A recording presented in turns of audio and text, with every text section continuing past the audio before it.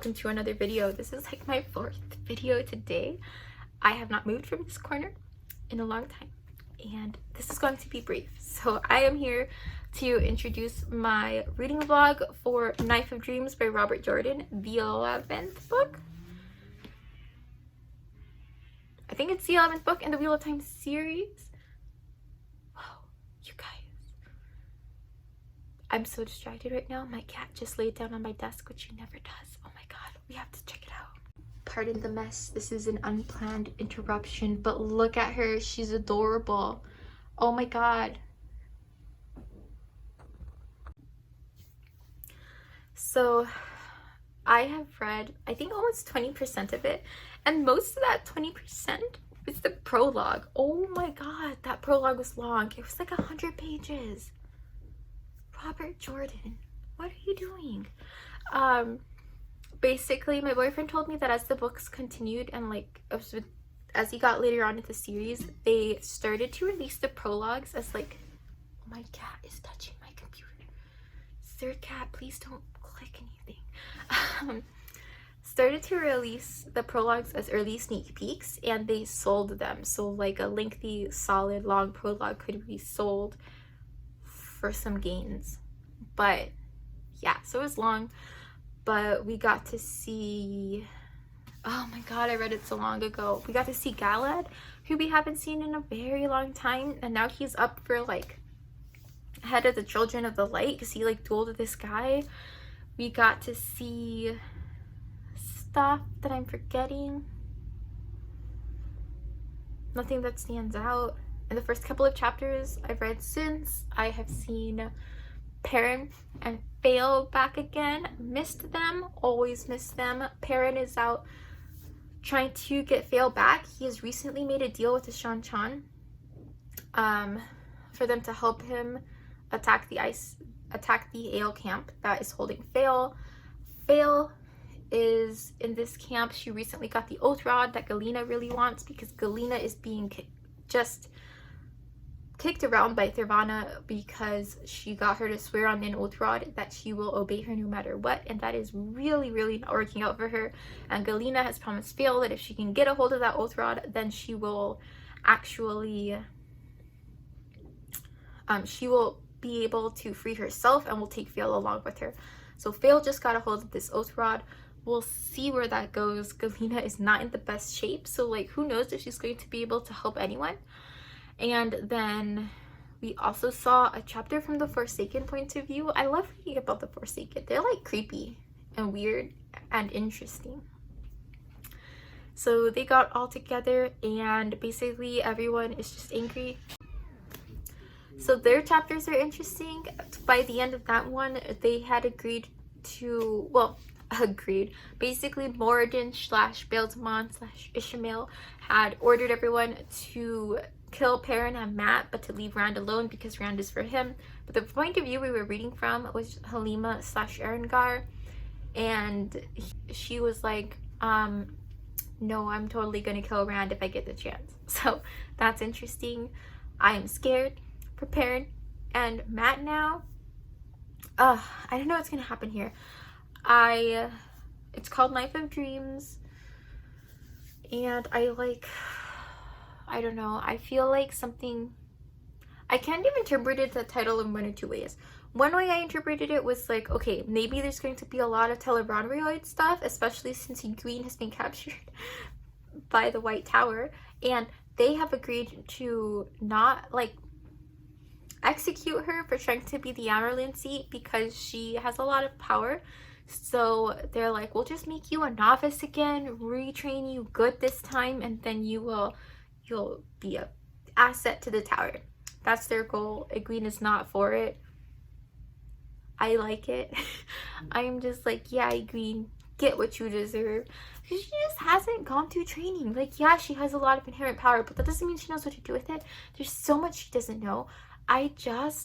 She's been okay as the Amerlin seat. Egwene is very smart. She's capable. But goodness, why is she in such a rush to skip all the training? Like,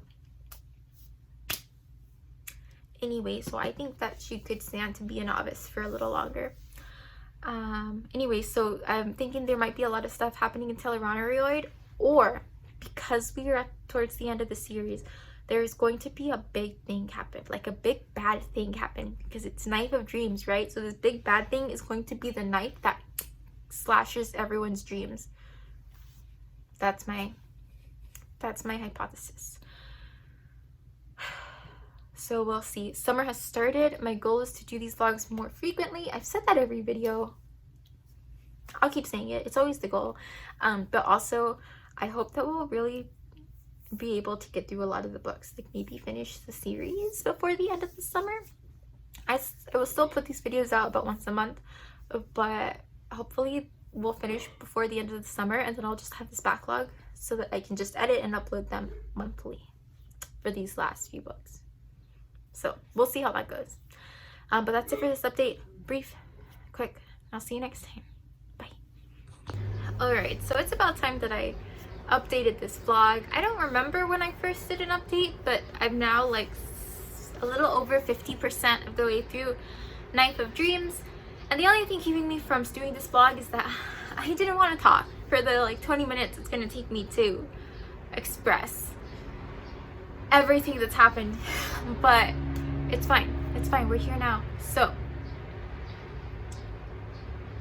things have actually picked up. Like I know my boyfriend told me that they would, but I just didn't know that I believed him until things actually started to happen in Knife of Dreams. And there's been just so much. So I'm going to try to figure out, like, go by perspectives like I usually do. First of all, we are finally getting more Rand chapters. We've read like 2 or 3 from his perspective, and it's nothing like the Eye of the World days when it was primarily from Rand's perspective, but at the same time it's like better than, I don't know, when we don't get his perspective at all, or when we get only 1 or 2 chapters in the whole book from his perspective. So that's been super nice because I love reading from Rand's perspective. It's no less depressing, but it's also super wild. So he is still experiencing his dizziness and nausea every time he embraces the one power, which is wild because it seemed like that was an effect of the Teen Satan, and that once that was cleansed, then he would not feel that anymore.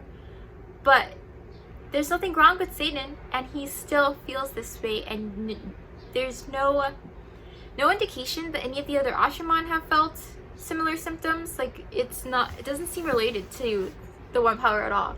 It seems more related to what happened when Rand came up against Moradin in Sheol Ghul. So that was way back in like Crown of Swords, I think. And they smashed balefires into each other, and like that was this whole shebang, because it's like balefire takes things out of the pattern, means that they don't exist. But if a balefire hits a balefire, like which balefire came first? You know, did this balefire eliminate that one, or did this one eliminate that one? What? And like weird stuff happened in that interaction, and the full extent of what consequences, if any, that was going to have really hasn't played out, except in this one scenario where Rand is starting to feel these effects every time he embraces Satan. That has only happened since that encounter. And additionally, with all of that physical feelings, he also sees flashes of a man's face, and for a while it was ambiguous exactly what that man looks like. But then we recently learned that that man is actually Moradin. It has the blue eyes and the dark hair of the man he fought at Sheol Ghul, which we know as readers to be Moradin, which we've just recently learned is actually Ishamael reborn. So what is this crazy connection that they have now? I have no idea. I don't know why it has happened, how it's gonna work. I got nothing, but it's wild, and I'm so excited to see where it's gonna go. And I don't know. And then, oh my gosh, so we finally read the chapter that has Tom's letter from Moiraine.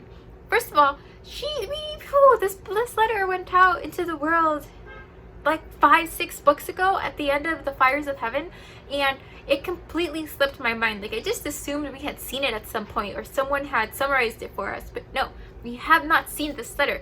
I would know if we had seen this letter, because in it, Moiraine talks about how Tom and Matt have to come save her because she's not dead. And I was just like, whoa. What? And it's kind of been in the background, the idea that Min, who could see viewings, right? She saw things from Moiraine that never came to happen, and Moiraine is dead now, so they never would come to happen. And that doesn't make any sense because Min's viewings have never been wrong. So it's this weird like blip that Moiraine is dead, even though Min's viewings say that she has other stuff she needs to do. And it was a little ambiguous exactly what happened when that door burned, right? Because just because the door burned doesn't mean the whole realm on the other side of the door burned, but at the same time that door was the only exit to that realm, and like it was ambiguous what was going to happen. And like the weird creatures on the other side of that door weren't exactly welcoming, so there was no reason for anyone to think they would ever see Moiraine again, except in this letter when Moiraine, as part of traveling to Viridian, said that she saw multiple futures for herself, and she is still alive, and the most likely way that she can actually be brought back and saved is if Tom and Matt go out. The two of them have to be there for this to work. Any other combination of things, they always fail. They might still fail to get her back. They might all die. But the most likely way to get her back is to have Matt with him. And there was this whole like series of things that had to happen in order for this information to be shared. Like in the letter, Moiraine specifies that Matt has to ask about the letter. Tom cannot just tell him about the letter. So that's happening, and I don't know when we're gonna see them go, but I'm so excited for it. I don't even know where they're going or what they're gonna do or where Moiraine is. I don't know anything. I just know that I'm like, whoa, because Moiraine might not be dead. She might still be alive. They might be able to get her back, and I'm so excited. And then we've got, who else we've got? I think we've seen a queen. She's not doing anything. And then we've also got Vale. We saw some Vale. She's chilling. And Perrin is making like pacts with the Shan Chan to go get her. And then most recently, I don't know what he was doing. I've really been kind of floored by the what's happening with Rand and Satan question and the whoa, Moiraine might be alive question. Also, Matt and Tuon. They are a funny pair. Like, they are not antagonistic towards each other. I think they're mostly flirtatious, but like it's a weird, I just don't get it. So their relationship is interesting because I don't get it. At the same time, Matt definitely seems to be more into Tuon, and I don't understand exactly Tuon's feelings for Matt, but nevertheless, Min's viewings say they're eventually going to marry, so like something's gonna happen there. And so she's still with them, and Matt and Tom were just about to like figure out how they might go save Moiraine.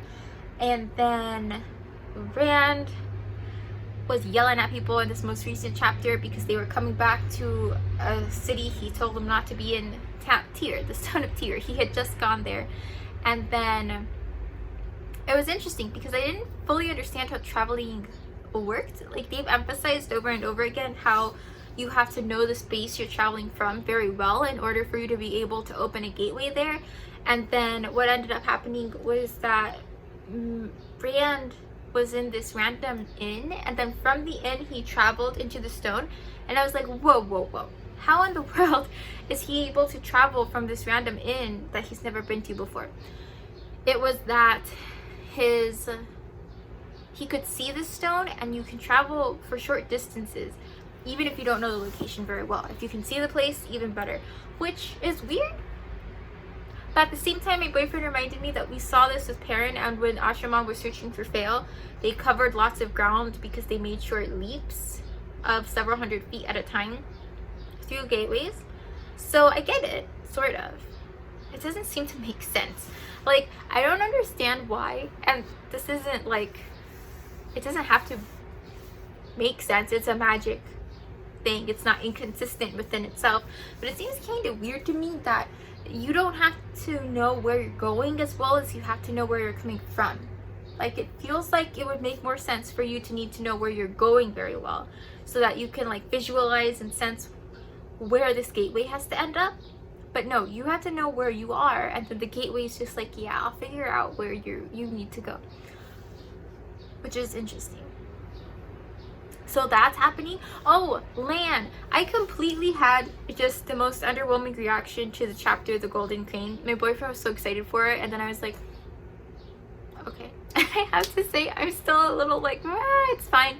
But basically, Lan and Nynaeve, they've separated, not like romantically, they're still married, blah blah blah, they're fine, but they are not in the same space anymore because Lan is going to the Blight to start preparing for Tarmon-Gai'don. Like, people are starting to move towards the Blight to prepare for Tarmon-Gai'don, and that's crazy because that means that Tarmon-Gai'don is coming, and it's gotta come sometime. We all knew that, but like, what? It's actually really happening because we're in the last like 4 books of the series, and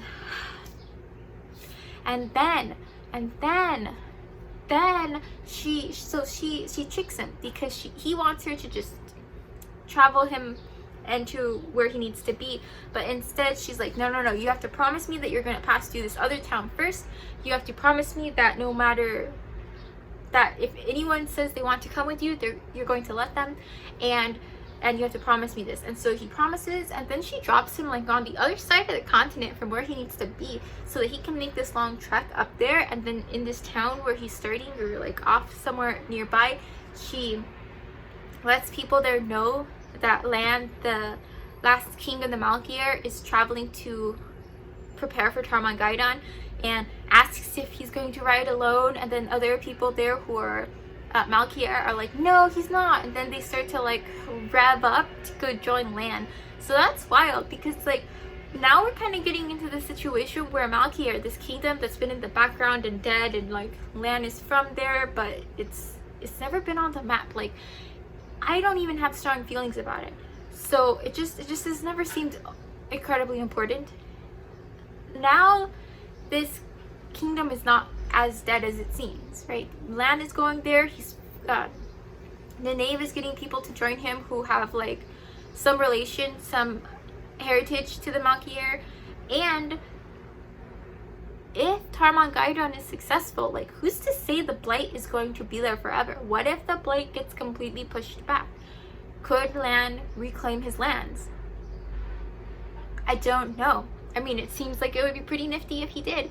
And then you've also got this other guy. Oh my gosh, we haven't seen him since like the Shadow Rising. I don't even know his name. Lord Lucas? I don't know. But like the creepy guy that Perrin was seeing, and I was hanging out in the Two Rivers for a while, but then we also saw him hanging out in Tel'aran'rhiod, and like multiple times people said he looked kind of like Lan, and it seems like he's this other guy that's like related to Lan. And it also seemed like he was plotting to kill people at some point, and then he's just kind of fallen off the face of the earth for a while. I don't know where he is, but he's got to come back sometime, and I'm like looking out for him because it's going to be crazy, and I'm so excited. And then I'm trying to get this all out because I really want to read more chapters, and I really want to keep reading this book, but I also don't want to get so far in that I cannot possibly tell you what I have read in the past, however long it's been since I've updated, because I kind of feel like this is the week we're going to finish this book, and it's going to be so good. It's going to be so good. I'm sure I'm missing other stuff. I'm going to keep thinking about it. And if you can hear more background noise than usual, that's because I have my window open. I usually film with it closed, but my cat likes to sit on the like window ledge and look out outside. It is the cutest thing in the world. And so the window's open so that the option's available to her while I'm in the room.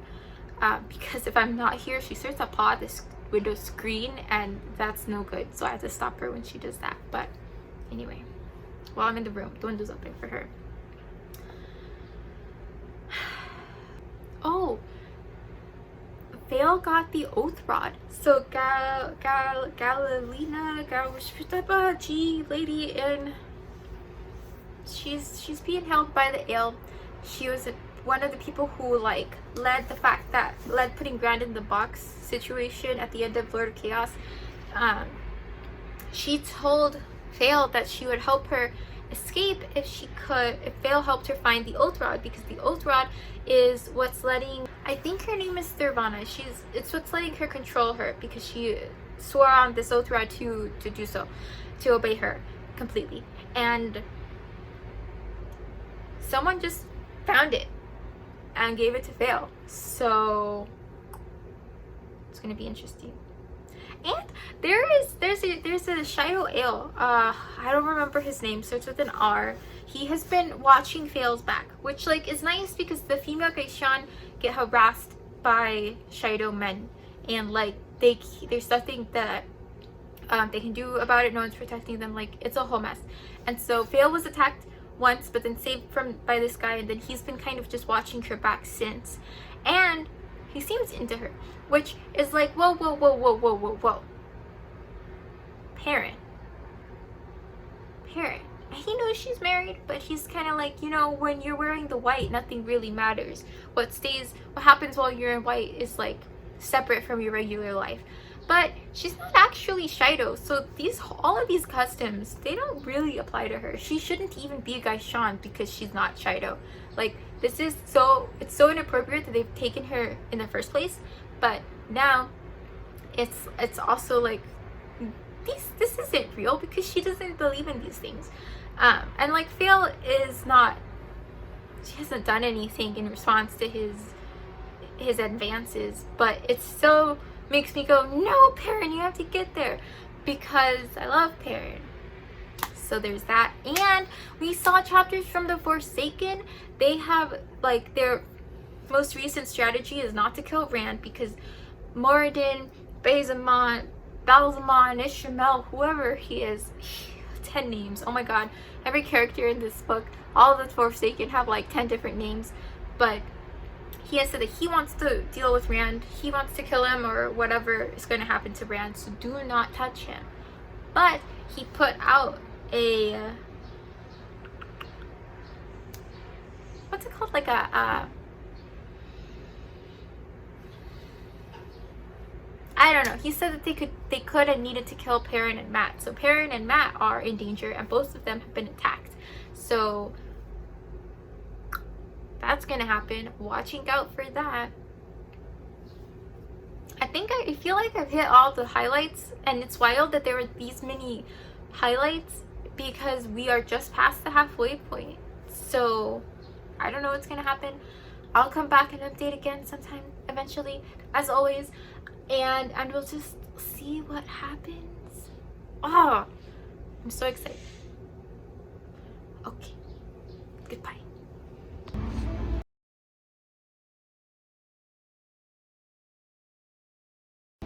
It's not all gonna be okay.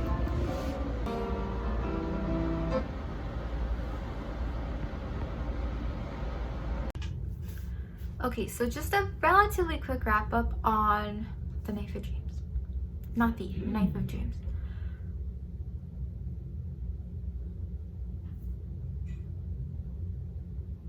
So much has happened since I last updated. And when I last updated, so much had happened. So this has been a wild ride. I gave it 5 out of 5 stars. I don't know where to start. I think first I'll start with Rand, because it's always a good place to start. He finally got his meeting with the Daughter of the Nine Moons, which was kind of sketchy from the very beginning as a reader, because you know that Tuon has been with Mat, so she's not going to be with the Shan-Chan, who are supposedly coming to meet Rand. And she wasn't. Summer Hodge was pretending to be her, and she threw out an attack, and Rand stopped it with like his hand, and he lost that hand, which should be a big deal, but Rand was just like, can't afford to be sad about my hand, gotta keep going. It will suck that I'll have to relearn how to sword fight. And everyone was just like, you're not you're not more upset about that? And he was like, I don't got time to be upset. And it just makes me so sad.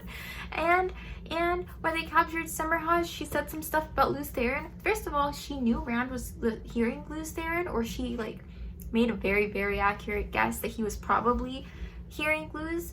And I still feel like I don't understand. Basically, my understanding of what she revealed was that he is real. He is like the real Luz Theron in his head. It's not like a made up version of Luz Theron. It's like Luz Theron's ness in Rand's head, and that's really bad for reasons I don't fully understand. Like, it's worse than if Luz Theron was just an aberration of Rand and his madness, independent of like he's not real, I think. But then at the same time, she says that's worse, and that madness sets in suddenly. So one, Rand, like, it felt like Rand was out of the woods when he cleansed Satan, and then now it's kind of like, well, he's still hearing Luz Theron, right? So that winning madness that has already set in, it hasn't been reversed, which, like, I expected, but also it might still continue to develop, especially for some reason because it's Luz Theron that he's hearing. But I'm a little confused because I feel like Luz Theron is, like, Rand is supposed to be Luz Theron reborn. So, like, the Luz Theron stuff, the Luz Theron soul situation, didn't that get turned into Rand? So how is there still, like, a little Luz Theron consciousness separate from Rand? I thought Luz Theron was reborn into Rand. How are they now, like, two people in this one being? And where is Luz Theron? Is he in Rand's head? Like, we have the people who get reborn, they hang out until Iran Rioid, but Rand has been reborn, Luz Theron has been reborn, so he wasn't just chilling until Iran Rioid able to pop into Rand's head, you know? At least that's what I've understood so far about this whole rebirth situation. And so I'm like kind of confused about it, but also in general just like, what? So that's happening with Rand.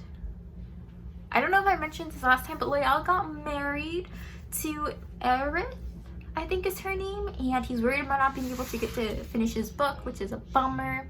Rand is not as talkative about the events of things that have been happening around him as Loyal would like, and I love Loyal, and it just...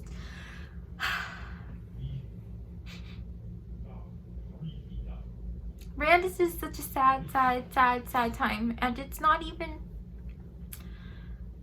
I don't know. It just makes me sad. I feel like I say that every time. I probably do. It's not less true. It's still true. And it's gonna be more and more true, I'm sure, no matter what I want.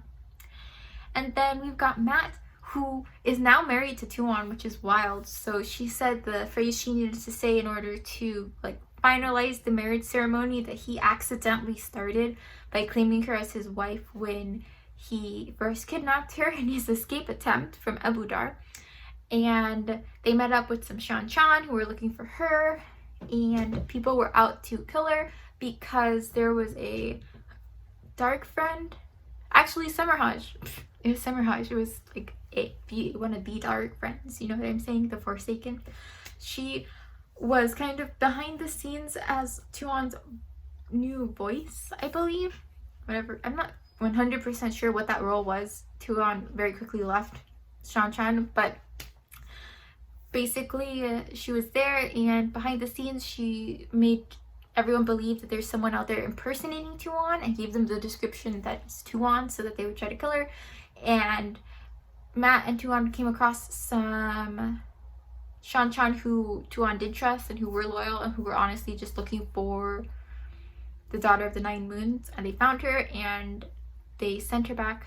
She's now back, and I don't know what's gonna happen there, but like I'm super curious. That's my cat. If you hear things in the background, it's because she's playing with her cat tree. But so I don't know what's gonna happen there, and it's kind of bittersweet because on the one hand, like, Tuon and Matt are interesting. I feel like I don't understand their relationship 100%, but like they're interesting.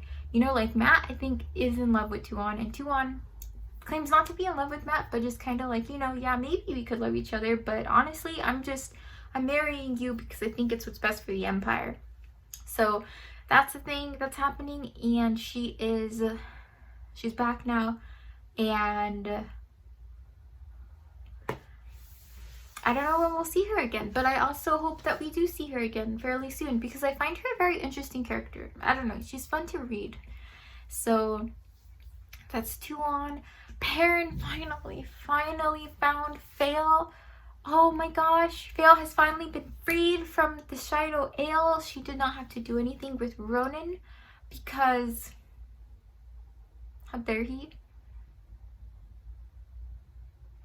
It was looking dire because Galena, who said she was going to help Vale and her friends escape, instead made a building fall on them, and they were trapped for a while until people came and they found them and blah blah blah. Out now. But that whole subplot side quest situation is finally over. It was like, Vale has been there for books, and it was starting to get a little frustrating that she had not made any progress in actually getting out of her encapturement or whatever by the Ale. And basically with that whole situation, the Shido Ale were like wiped out. I mean, they were defeated really thoroughly. Savannah got captured, and thank God for that, because oh my goodness, she has been so annoying. So annoying. Oh, it's like, Savannah, there are the Tarmon Gaidon is happening and you're over here collecting jewels and people. Like, you're just getting in the way. Goodness. So that has been she's like, she's done, I hope. So I'm glad about that. Everyone is moving towards Tarmon Gaidon. Like, prepare for Tarmon Gaidon is a phrase that has come up over and over and over and over again. So things are getting real, and I don't know what Tarmon Gaidon's gonna look like. I don't think anyone in the book knows what it's gonna look like, you know? Like, yeah, they'll probably fight the Forsaken, some Trollocs, some Radral, but like, how is that different from what they do every day anyway? Like, what is the Dark One going to do that will be different? Like, if he escapes, is he escaping? Are they gonna put him back in? Is he going to have like some kind of ultimate champion that's gonna go out there? Is it just the day they decide they need to patch up that prison? You know, like, what makes Tarmon Gaidon different from every day in the past, like, 5 books? So, I don't know what that's really gonna look like, but people are gonna start preparing for it. And Lan has gone up to the Borderlands, and he's just out there being Lan, and Nave is being a Knave. Not much there since I last talked about her. We've got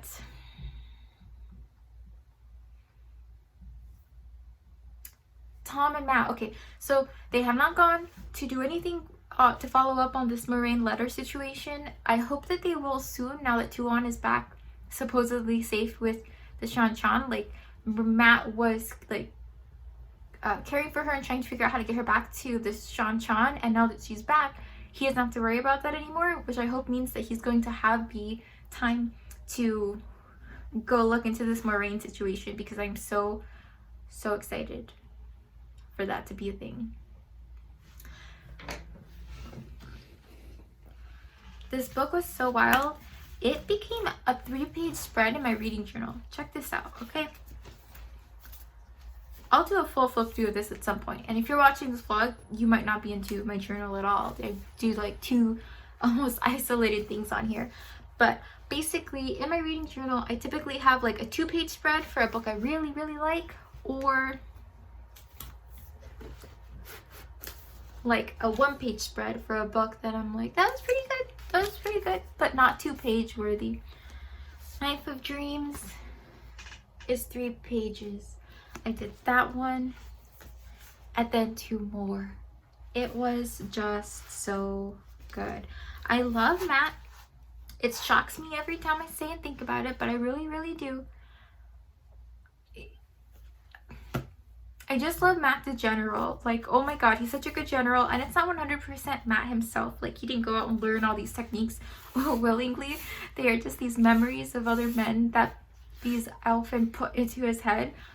Nevertheless, it makes him really cool. And so I've really been enjoying his character.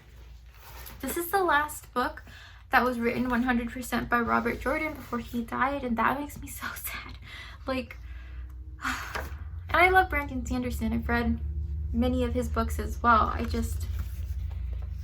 It's gonna be different.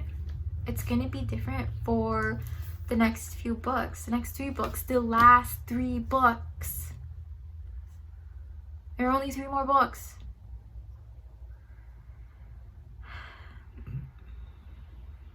And then we've got Rand is still trying to meet with Tuan, but now that she is back with the Shan, my hope is that his request for a meeting will actually reach her so that they will meet. I think that will be interesting. Egwene is still in the White Tower, but she's trying to get people, especially the novices, to side with her against Elida, basically.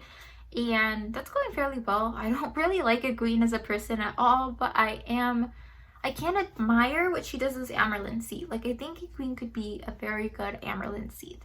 So I think that works out, regardless of whether she deserves to be an Aes Sedai. Because here's the deal. Egwene, Nynaeve, Elaine. They get so upset when people are like, well, you're not like really an Aes Sedai, or when they don't believe they're an Aes Sedai. Like, they take so much pride in that, but they haven't passed the test. And honestly, I'm skeptical of whether they could pass the test. Like, this test we learned about in New Spring, and it's 100 weaves, and they're being like distracted the whole time during all of those 100 weaves, and that takes a certain amount of skill. So it just will forever irritate me that they have not been properly tested, but are also so insistent on everyone giving them all the proper respects of an Aes Sedai.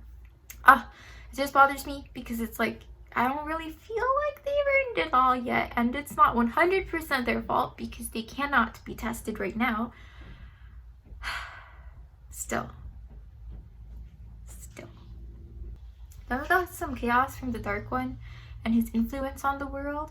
We're seeing more like people who are supposed to be dead. They're like walking around as apparitions and ghosts, and then you've got things spoiling way faster than they're supposed to, and you've got hallways rearranging themselves. That part's super wild. I don't even know how that works, but it's happening. Oh, one more thing. I'm like half reading my notes from earlier in that 3-page spread I showed you so that I can make sure I hit the big things that were on my mind most recently. Rand and Moradin. This is a connection that I am very, very intrigued by. I do not know what's going to happen with it. Like, right now, it's Rand not really being able to reliably get Satan under control, and it's also not able to get Satan effectively under control, and he sees Moradin's face. But what other things are going to happen? Like, is that it? In which case, why did it happen? Or are more things going to happen? I don't know if that makes sense. Basically, I'm just interested in that connection and how that's going to play out and what effect it's going to have on the rest of this story. This was a wild ride. This was a book that, for the first time in a while, had me pacing. Like, sometimes I read stuff, especially like for the Wheel of Time, and I get so riled up and I have so much energy that I start pacing through the house, and that hasn't happened in a while. Like, the past several Wheel of Time books have been fairly mellow, quite slow, not too much happening, and then in Knife of Dreams it was like, boom, let's hit the ground running, and I can't believe that this is like starting to wind down. I've been doing these vlogs for over a year.